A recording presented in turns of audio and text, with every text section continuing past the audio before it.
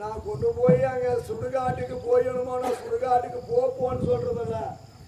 ஐயா பக்கம் காவலிரு அப்படின்னு சொல்றோம். அப்படியே இப்பாவது பாரு, சரிம்மா நீ அல்றேன் வேணாமா, உன் மகனே அழைச்சிட்டு போயிடு வீட்டுக்கு சொல்றான பாரு.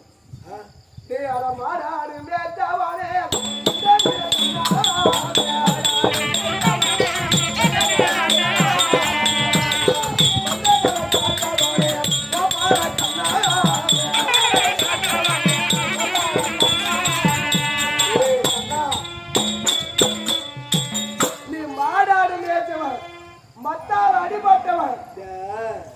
நீ இப்ப கேக்குற, நீ கேக்குறதுனால நான் மாடு மேய்ச்சும் இல்லைன்னு ஆயிடுமா? கேளு,